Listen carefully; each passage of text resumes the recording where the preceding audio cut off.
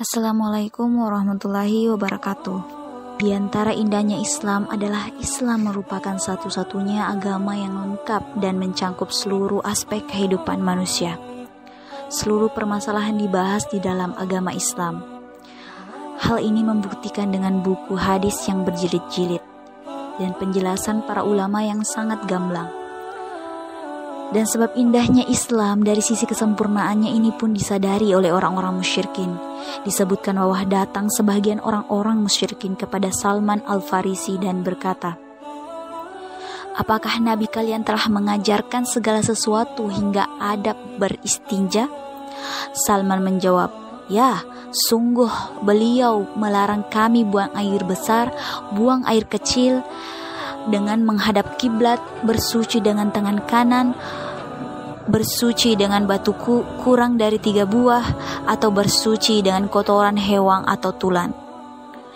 Kita bisa mengambil kesimpulan bahwa jika hal kecil seperti adab, buang hajat saja diajarkan dalam Islam, maka tentu hal yang lebih besar daripada itu telah pasti diajarkan.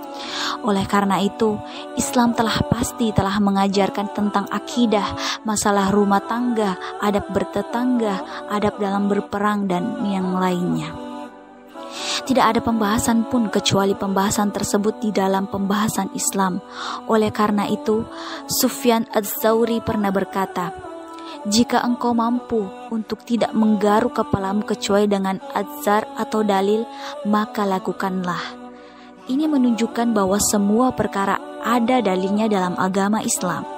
Oleh karena itu, Allah Subhanahu wa taala menakdirkan Nabi sallallahu alaihi wasallam menjalani beberapa fase kehidupan. Yang dalam fase kehidupan tersebut ada berbagai macam contoh dan kaidah yang bisa diikuti dalam menghadapi segala problematika kehidupan. Nabi sallallahu alaihi wasallam lahir dalam kondisi yatim. Beliau juga pernah tinggal bersama ibu susuannya. Beliau juga pernah tinggal bersama kakek dan pamannya. Sehingga ada contoh bagi orang-orang yang mengalami hal tersebut. Rasulullah Shallallahu Alaihi Wasallam juga pernah mengembalakan kambing di masa mudanya, dan beliau juga berdagang, sehingga ada contoh bagi orang-orang yang mengalami hal tersebut. Selain itu, Rasulullah Shallallahu Alaihi Wasallam juga menikah dengan Khadijah radhiyallahu anha dan yang lainnya. Kemudian memiliki anak-anak, hingga ada contoh bagi seseorang untuk menjadi seorang suami dan ayah yang baik bagi istri dan anak-anaknya. Rasulullah Shallallahu Alaihi Wasallam juga senantiasa bergaul dengan para sahabatnya, sehingga jadilah beliau sebagai contoh terbaik dalam bergaul dengan orang lain. Rasulullah Shallallahu Alaihi Wasallam juga seorang ulama, sehingga jadilah beliau contoh yang terbaik bagi para dai dan ulama setelahnya. Nabi Shallallahu Alaihi Wasallam juga menjadi seorang kepala negara, maka jadilah beliau contoh yang terbaik bagi siapa saja yang menjadi kepala negara di suatu daerah. Rasulullah Shallallahu Alaihi Wasallam juga pernah berperang dan berdamai dengan musuh-musuhnya, maka jadilah beliau sebagai contoh dalam bersikap terhadap musuh-musuhnya. Rasulullah Shallallahu Alaihi Wasallam pernah tinggal di Madinah bersama orang-orang Yahudi dan yang lainnya, sehingga jadilah beliau sebaik-baiknya contoh tentang bersikap seorang muslim terhadap orang lain yang berbeda agama dengannya. Rasulullah Shallallahu Alaihi Wasallam juga melakukan hal-hal yang bersifat manusiawi, seperti menggauli istrinya, buang hajat, sakit, dan lain sebagainya. Sehingga jadilah beliau sebaik-baiknya contoh dalam adab-adab tersebut. Semua perkara ada contohnya dalam Islam. Oleh karena itu, Allah Subhanahu wa taala juga menegaskan itu dalam firman-Nya, "Pada hari ini telah kusempurnakan agamamu untukmu, dan telah aku cukupkan nikmatku bagimu, dan telah aku ridai Islam sebagai agamamu." Quran Surah Al-Maidah ayat 3. Ayat ini turun tatkala Nabi Shallallahu Alaihi Wasallam melakukan haji wada dan sedang wukuf di Padang Arafah. Sebab ayat ini pula seorang Yahudi berkata kepada Umar bin Khattab radhiyallahu anhu,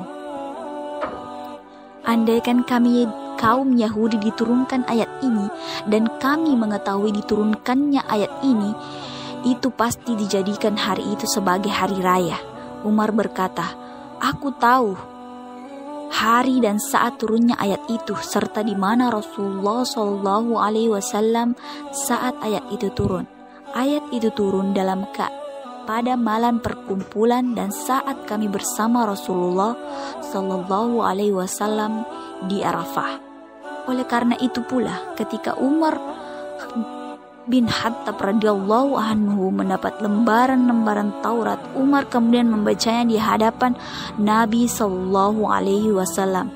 Mendengar hal itu, Nabi Shallallahu Alaihi Wasallam marah dan menegur Umar dengan berkata, apakah engkau menjadi bingung karenanya wahai Ibnu Khattab? Demi zat yang jiwaku berada di tangannya, saya datang kepada kalian dengan membawa cahaya yang terang. Janganlah kalian bertanya kepada mereka tentang sesuatu. Bagaimana jika mereka mengabari kalian tentang kebenaran, lalu kalian mendustakannya? Atau mereka menyampaikan sebuah kebatilan, lalu kalian membenarkannya? Demi zat yang jiwaku berada di tangannya, seandainya Musa hidup di zamanku, maka tidak ada jalan selain dia mengikutiku.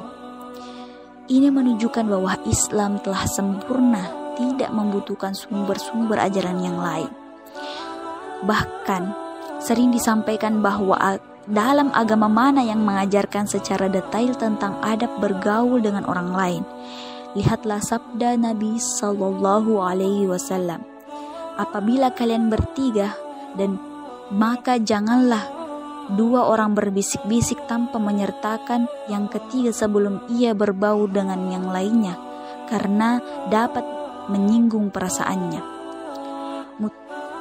Hadis muttafaq alaih.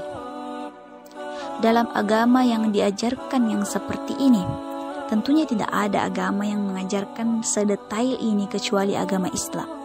Maka dari itu, kita tidak perlu mencari petunjuk dalam agama-agama lain atau bahkan filsafat Yunani untuk menjalani kehidupan kita. Cukup kita mengambil segalanya dari Islam, karena Islam telah sempurna dan tidak membutuhkan yang lainnya. Akan tetapi tentunya ilmu yang dimaksud adalah bukan ilmu dunia. Akan tetapi ilmu yang dimaksud adalah ilmu tentang tatanan hidup beragama. Oleh karena itu, inilah di antara bentuk indahnya Islam, yaitu Islam agama yang sempurna.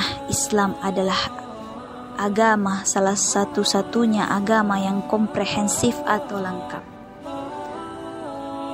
Assalamualaikum warahmatullahi wabarakatuh.